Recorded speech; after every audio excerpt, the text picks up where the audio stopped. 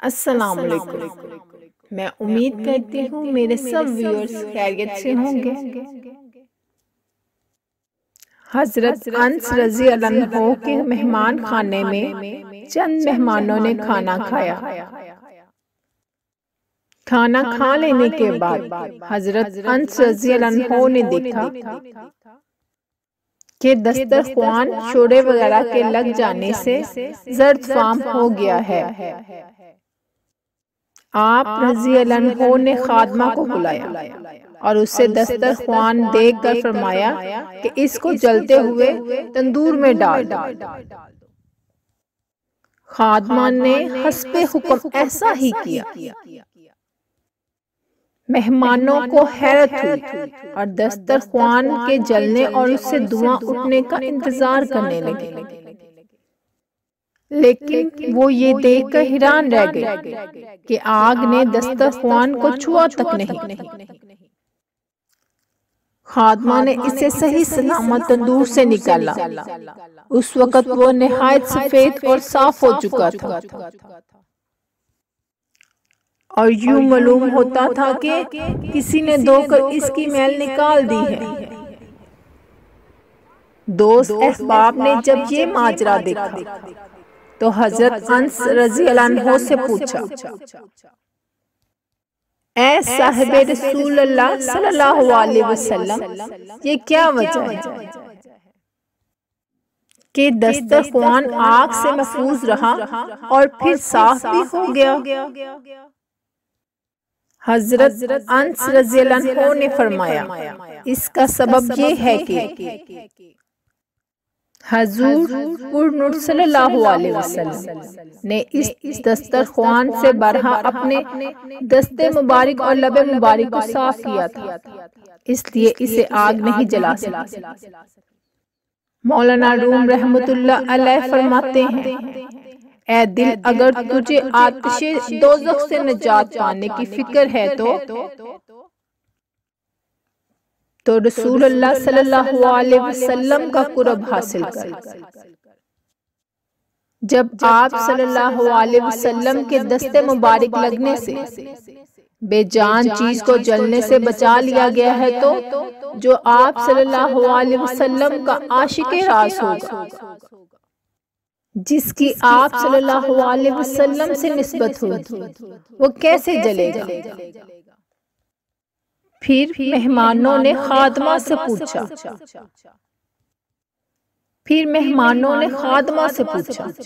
کہ تو نے بلا تعامل حضرت انس رضی اللہ عنہ کے کہنے پر بغیر سوچے سمجھے دسترخوان کو آگ میں ڈال دیا، کیا تو ڈری نہیں کہ اتنا قیمتی دسترخوان جل جائے گا؟ اس نے جواب دیا، میں حکم کی غلام ہوں اور مجھے یہ یقین ہے کہ آپ رضی اللہ عنہ جو حکم فرمائیں گے وہ نقصان رسا نہ ہوگا۔ مولانا روم رحمۃ اللہ علیہ فرماتے ہیں کہ وہ شخص جس کا دل جہنم کی آگ اور دوزخ سے خوف زدہ ہو، اس کو چاہیے کہ ایسے مبارک ہاتھوں اور لبوں کے قریب ہو جائے جن کا طریقہ اتباع سنت ہو۔ خدا کے پیارے حبیب حضرت صلی اللہ علیہ وسلم کے مبارک ہاتھ اور والضحیٰ کے مکھڑے والے لب مبارک اگر کسی چیز کو مس کریں تو ان کو یہ شرف حاصل ہو جاتا ہے کہ انہیں آگ تک نہیں چھو سکتی، اور جو امتی سرکار صلی اللہ علیہ وسلم سے عقیدت و محبت رکھے گا تو نہ جانے آپ صلی اللہ علیہ وسلم اس کو کیا کچھ عطا فرمائیں گے۔ اے عزیزم، صدق اور ایمان کی پختگی میں عورت سے کم نہ ہو، مردان خدا کا دامن پکڑ، جن کی لمس سے کندن بن جاؤ گے۔ اس سے ہمیں یہ سبق ملتا ہے، جس نے حضرت محمد صلی اللہ علیہ وسلم سے تعلق پیدا کر لیا، اس کی نجات ہو گئی۔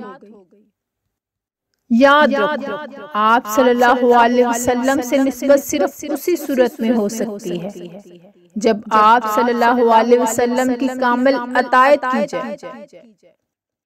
حضرت امیر معاویہ رضی اللہ عنہ آرام فرما رہے تھے کہ اچانک کسی نے آپ رضی اللہ عنہ کو بیدار کر دیا۔ حضرت امیر معاویہ رضی اللہ عنہ نے ادھر ادھر دیکھا تو ان کو کوئی شخص نظر نہ آیا۔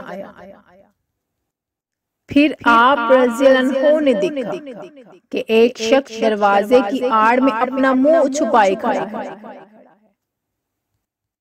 آپ رضی اللہ عنہ نے دریافت کیا، تو کون ہے؟ میرا نام ایک زمانہ جانتا ہے، میں بدبخت ابلیس ہوں۔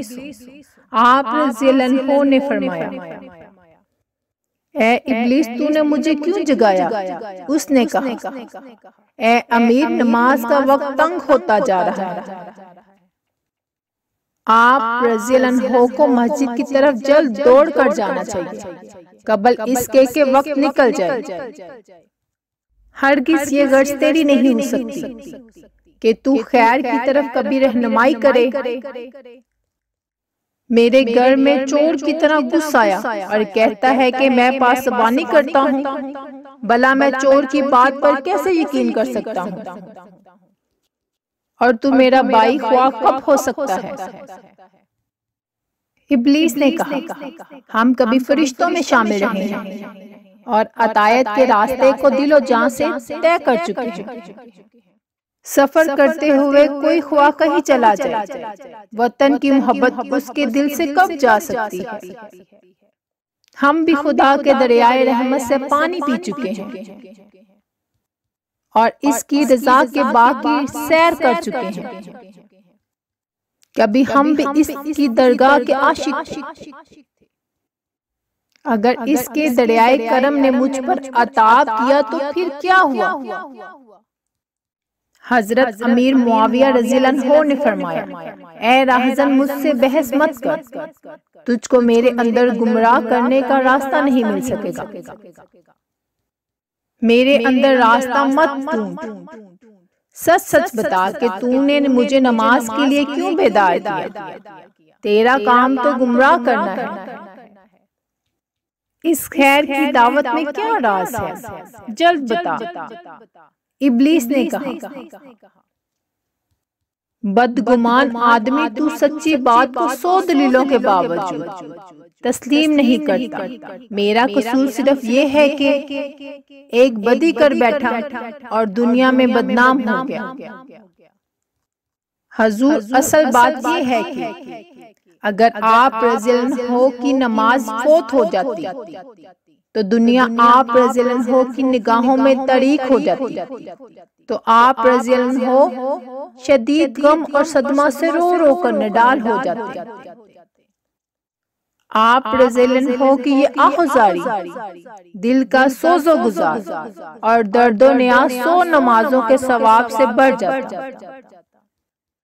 آپ رضی اللہ عنہ کے قرب اعلیٰ کے خوف اور حسد نے مجھے آپ رضی اللہ عنہ کو بیدار کرنے کے لیے مادہ کیا۔ بھلا مجھ کو یہ کب گوارا تھا کہ آپ رضی اللہ عنہ اس قدر زیادہ ثواب حاصل کر لیں۔ آپ رضی اللہ عنہ کو جگانے کا باعث میرا یہی جذبہ حسد تھا۔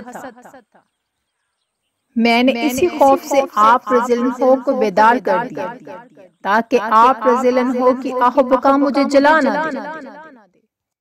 میں انسان کا حاسد ہوں، میں اس کو بھلا کیسے سوچ سکتا ہوں؟ اسی حسد سے میں نے ایسا کیا۔ میں انسان کا دشمن ہوں، میرا دل یہ کیسے گوارا کرے کہ اسے کوئی فائدہ پہنچے۔ حضرت امیر معاویہ رضی اللہ عنہ نے فرمایا، ہاں اب تو نے اصل بات بتائی۔ دراصل تو نہیں چاہتا کہ میں خلوص اور درد کے ساتھ اللہ تعالیٰ کے حضور گڑ گڑاؤں